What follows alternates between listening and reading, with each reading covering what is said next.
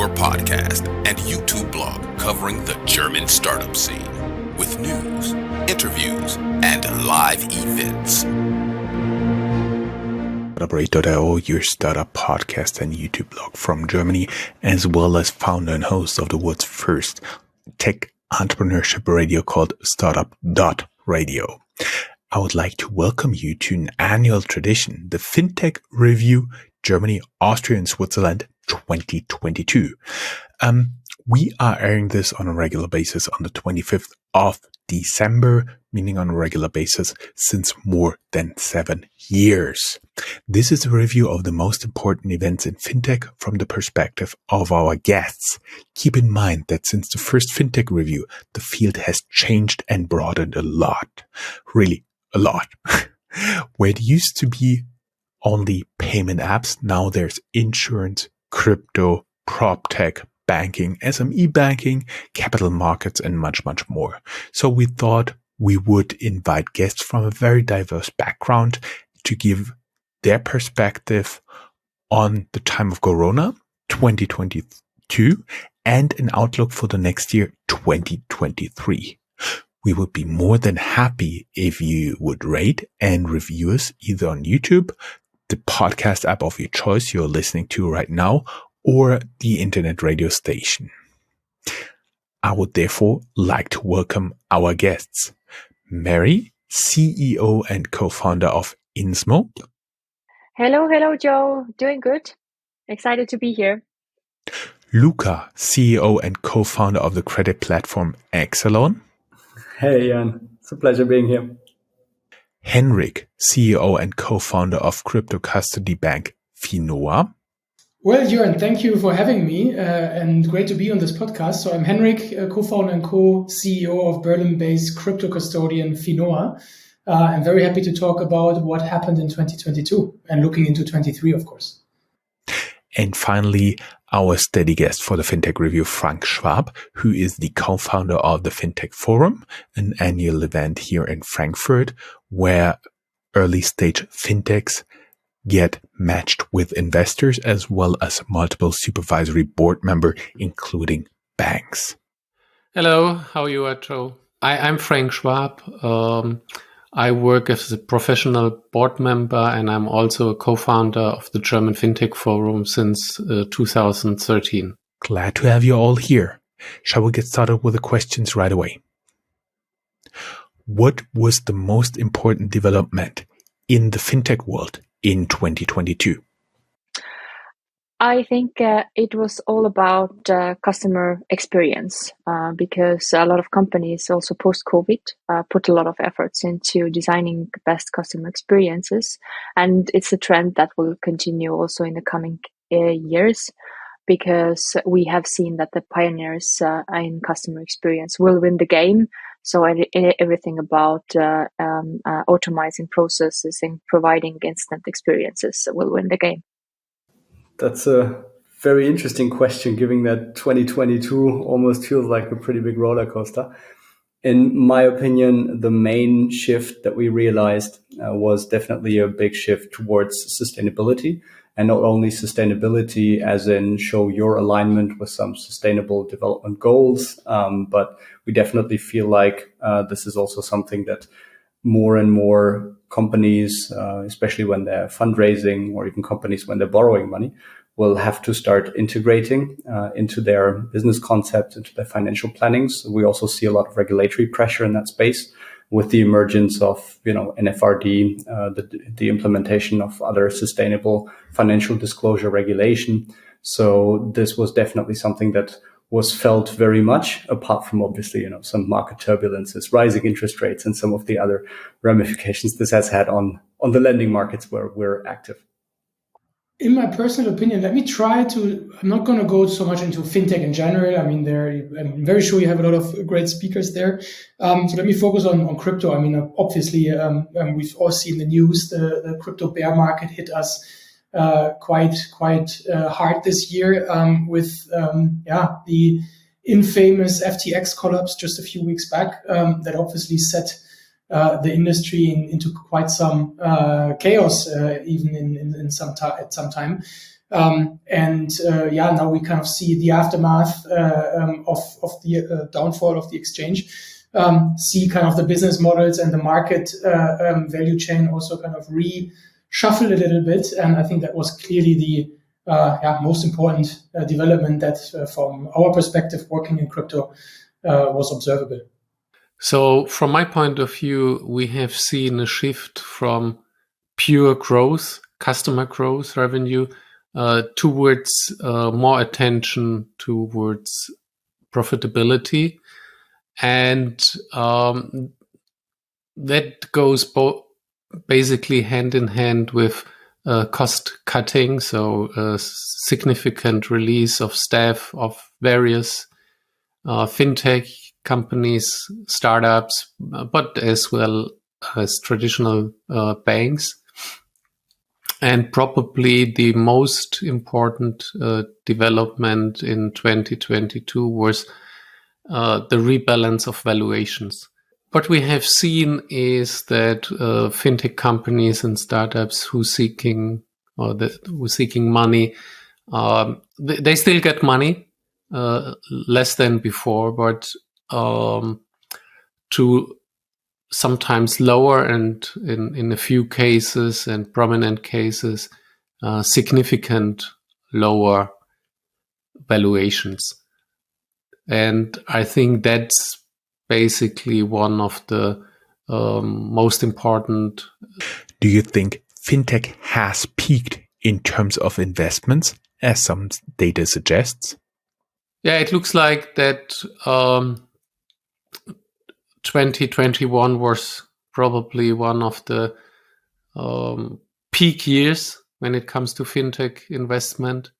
But even in 2021, there were less companies, but they did get more because it was beyond Series B, C, D, sometimes even E.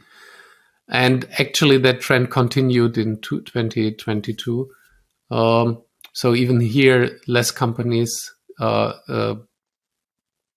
more, but as from a total point of view, less companies also got less, and for sure at lower valuations. I think the Klarna example was one of the outstanding ones where, let's say, 80 to 90% of decrease in valuation compared to the financing round before. And that created pressure for the whole ecosystem.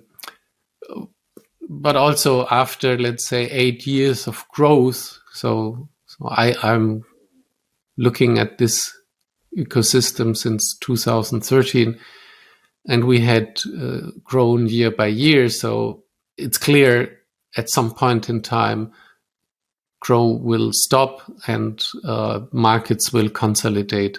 So I think from a technology point of view, it's still an early market, but let's say the growth was significant over the last 8 to 10 years, and that now stops. And of course, the overall situation of the markets doesn't help. Yes and no. I think for the time being, that's clearly a yes, if you look at the data, but that would then somehow also mean that we've seen kind of the end development of finance fintech in general, right? So I think we are just weathering a global recession where you just see a slowdown in investment in any aspect, in any asset class. And I mean, let's say late stage fintech even more so as a maybe subset of tech in general. But what I just don't believe is that we are kind of at the end of the innovation cycle, right? Of kind of reshuffling traditional finance. There's still so many stones to be turned. If you just look at how the financial system is still built and on what foundation it is still built. And I think we've just seen the first real maybe 5-7 year hype cycle of fintech, and now we go through a down cycle. Question is going to be how long it will be, but I'm clearly seeing innovation, and with that also funding for the right companies and the right business models coming back in the near future? I would say that investments, especially in fintech and venture capital, it ebbs and flows. So I would definitely agree that at the moment, or especially the second half of 2022, was pretty much more in a risk-off environment. But we feel like we still have very good conversations with investors, and ultimately, I think it's fairly healthy market shakeout in that sense. We still see that a lot of very good deals are funded, especially if you're in a hot space like AI or ESG. We see definitely very good valuations being achieved, and so I think yes, probably there was some sort of peak that we are beyond as far as fintech venture capital fundraising goes. But I think, good deals and companies with solid fundamentals and good growth projections, as well as a clear path towards profitability, they will definitely still get funding.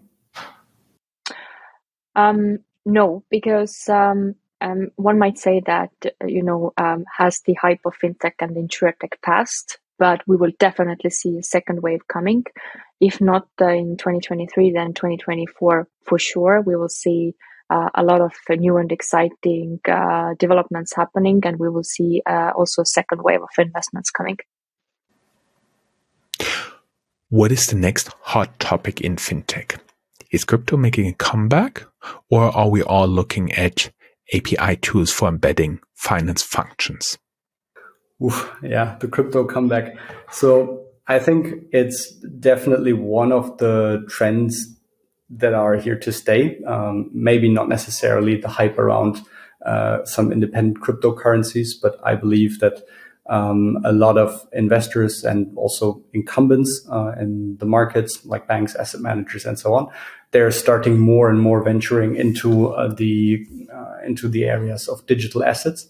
So I'm not 100% sure about a fully crypto comeback, but when we're talking about digital assets, the concept of tokenization and using that in the wider financial markets, then yes, I definitely think that this is something that is going to be driven forward with the same amount of resources, even more resources, and the same amount of interests from all market participants, because it's fundamentally a very interesting concept. It has clear benefits for investors, especially when you're looking at alternative assets. You can make you can introduce liquidity in corners of markets where it has so far been lacking. You can kind of democratize, investing in alternative assets like real estate or maybe even art and music. So we clearly see that. So in that respect, I think, the crypto wave or digital asset wave is definitely here to stay. And if you want to say it's a comeback, then yeah, it's going to make a comeback. Yeah, I mean, embedded finance is a very big one. I mean, we're focused on the fintech lending space. And I think one of the key drivers in the embedded finance ecosystem is ultimately, bringing financial products like loans to a wider audience, and basically, creating an easier connectivity and an easier access to financial products for underserved market segments, for underserved borrowers. And so I think that is in connection with the focus on ESG and basically the impact that you can show and the impact that you can create by delivering financial products, to a specific audience or to underserved borrowers. I think that has been a very big driver and is and continues to be a very big driver. I don't think that it's an either or question, right? I think both have their absolute necessity in further innovating the financial markets, both on very important pillars. I mean, obviously, I'm a bit biased working in the crypto space, so I definitely have to say that I think we will see a comeback. And what makes me very, let's say, hopeful and positive about this is, one, I mean, we started Finoa in 2018, right? That was in the middle of the last bear market, which then basically took to 2020 to really come back. And for me, it's a bit of been there, did this. It's more about, let's say, staying calm, staying patient, continue on the strategy, maybe adjusting the strategy where it in the new market reality needs to be adjusted, but don't lose the overall long-term vision that you have in place for your business model. And that's what we are doing at Finor, and that's why I'm also very positive that we will see a great crypto comeback. The question is when it will be. The overall situation with crypto, for example, because of FTX bankruptcy, is a little bit sore right now. So it will take time for the market to recover. But again, we will definitely see a comeback also on the crypto side. We will see new initiatives on the crypto side. And until then, we can definitely enjoy some new success stories, everything related about embedded finance and embedded insurance, because these are the services that the customers are still expecting to use, but they are expecting to use them in a seamless way. Nobody will go shopping for insurance or different financial services, so they have to be there and present with different other products and services. So let's start with embedded. I always said banking needs to be implemented where the underlying real business happens. So banking is in many cases a tools for means, whether it's payments, whether it's supporting businesses with liquidity or credit. So it's an embedded function. Business-wise, and it looks like that now we have the technology and advanced technologies that we can do it technology-wise as well. So therefore, yes, in retail, at the point of sales, embedded will be key because, let's say, you need the money or you need to pay where you basically fulfill your demands and your wants, especially now in Christmas time, right? You don't want to go first to a bank to get your money and then going into the shops. Ideally, you can, let's say, whether it's online or offline, you can handle your banking at the point of sale. And I think this is not only for payments. For payments now it's obvious, but also for credit and liquidity and working capital loans. And let's say we will see more and more solutions where, let's say, the financial aspect of the business is embedded as technology progresses. And yes, not only the next year, but the next years will enable that. When it comes to crypto, if you look at the crypto cycles over the last 10 years, you always had a kind of a cooling down period of 2-3 years. That would basically mean we're in a crypto winter now for the first year or the first 1.5 years. That may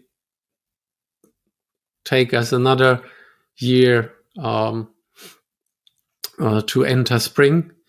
So therefore, I personally believe we need to look at, let's say, the applications, how improved and how convenient the applications are, and what are the underlying value an certain crypto business model provides. And there are a couple of, let's say, scenarios and models out there that make a lot of sense, and therefore it a little bit depends, let's say, also on the adaptation of the target groups. I don't expect for next year that it's going mainstream as we have seen 2 years ago, where at least we changed from these kind of nerds and very early innovators to, let's say, early adapters.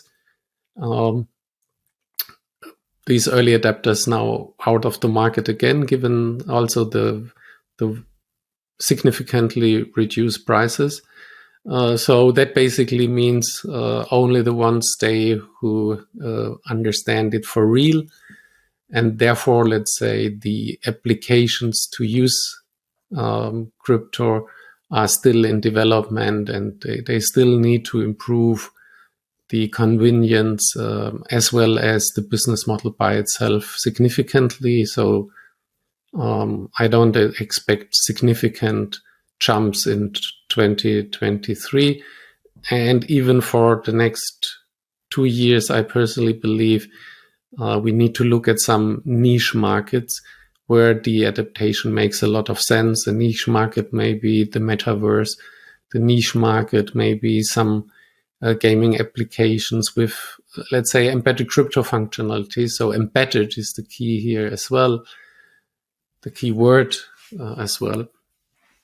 And at some point in time, we will see, especially that when it comes to back office services in the financial industry, that the adaptation and diffusion of blockchain technologies, and with blockchain technologies, we will see then again the rise of cryptocurrencies because they are again an embedded element in a blockchain ecosystem.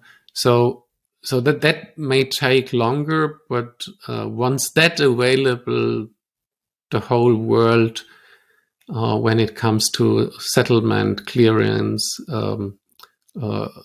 will make use of this much more efficient technology compared to the current, let's say, legacy systems. If you have one, what was the most interesting fintech development for you during time of Corona? I guess also from a personal experience, I think the entire neo-broker kind of trend that set in, where just, let's say, everyone, and I saw it among my friends as well, started buying stocks and started stock picking literally on their mobile phone with a bit of their spare monthly money in the bank, right? And maybe even a bit out of boredom sitting at home. So I think that was very interesting development. Unfortunately, what I've also seen is that a lot of friends have lost some money in that investment period. Obviously, because we saw the market peaking end of last year, and since then, especially in tech, because that's obviously for a lot of my circle the interesting stocks that were picked. We have the tech stocks been seen tumbling quite a bit. So that was a very interesting market trend. I mean, obviously, crypto as an investment class also came much more into the spotlight during Corona. And again, a very similar experience, I think, especially on the retail side. A lot of people in Germany would say burnt their fingers by investing and on top of market, and then being out of the money very quickly with their investment. And I think those were the two main factors that I found very interesting during Corona. Yeah, it was not an event. It was, for me, it was, let's say, the speed of the adaptation rates of digital in general. So there are countries which lagged behind in the digital adaptation of financial services. And that changed in some countries like Eastern Europe dramatically.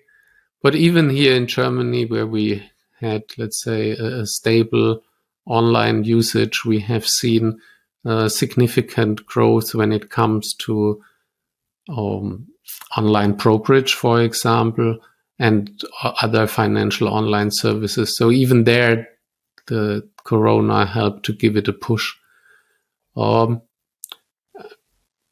So at least this was, let's say, some kind of progress when it comes to more efficient markets and more efficient behavior.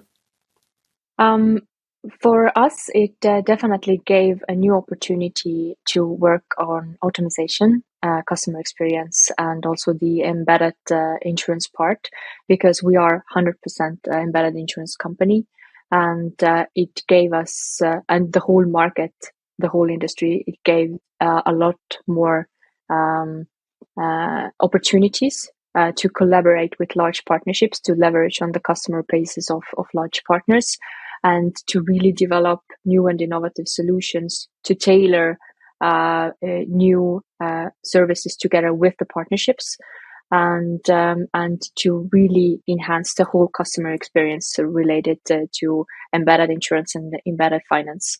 So I think we saw quite a lot of success stories also together with partnerships, together with embedded insurance and fintech. So I think this was the most interesting part. And also, I think during the Corona times, the customers won in terms of new product services and the whole experience so much because of the automation and the digitalization of all the products and services that now the incumbents and banks were kind of forced to do. If you have one, what was the most important piece of news in 2022?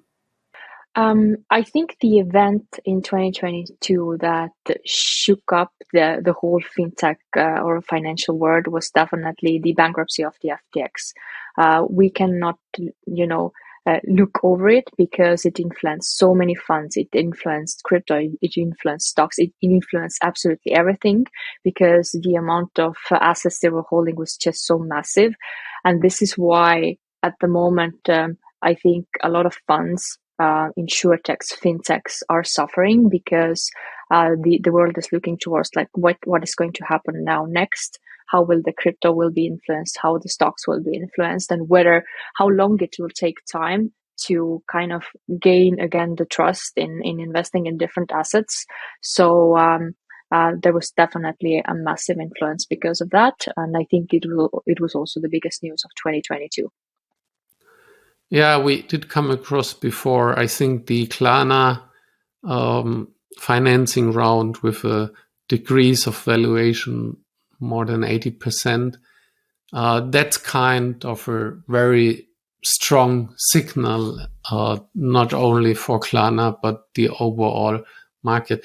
Let's remember when we talked about fintech 9-10 years ago, at the beginning, it was all around payments, right? And still today, payments, cross-border payments, are still a significant part of the overall fintech ecosystems.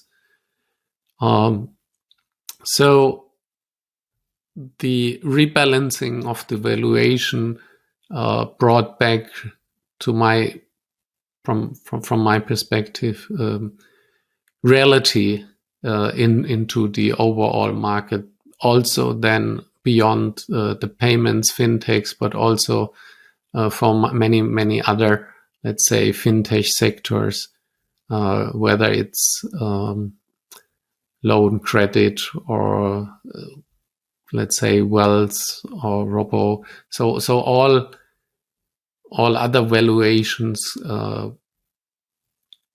were also, let's say, looked at and negotiated on a more realistic and more, let's say, market-based. I think one very important piece that somewhat went, I felt like, below the radar was the announcement of the crypto FAV, Kryptofondsverordnung, which essentially was a very important corner piece in Germany in order to digitize or enable also digital investment vehicles like digital lending funds or digital investment funds and so on, because this really shows that the regulation has been forming a clear path towards opening up, digital assets to institutional investors, and we see that the regulation is catching up with this new market trend. And this is definitely a very good, very important corner piece in order to foster trust in this market segment. And it should also further, in my opinion, drive the focus and drive investment into this area. I'd like to answer that again with a view on the crypto market, and I think that goes a bit in hand with what we just talked about earlier. I think the FTX collapse as a single event and impact on the perception of crypto as a market, as an asset class. I think that was the single most important news event of 2022, and had the biggest impact overall that really even trickled into, let's say, the non-crypto media and non-crypto sphere of interest. Thank you very much for your valuable time and insights. We wish you much success in 2023 and happy holidays. Well, also from my side, Heidi Oula ja head uut aastat. It's in Estonian, so Happy New Year and Merry Christmas, everyone. Awesome. Thanks so much, Jörn. Always a pleasure. Well, happy holidays and a happy new year. Enjoy the time off with the families. But that also gives the opportunity to rebalance life and therefore enjoy the next couple of days and have a good start in 2023.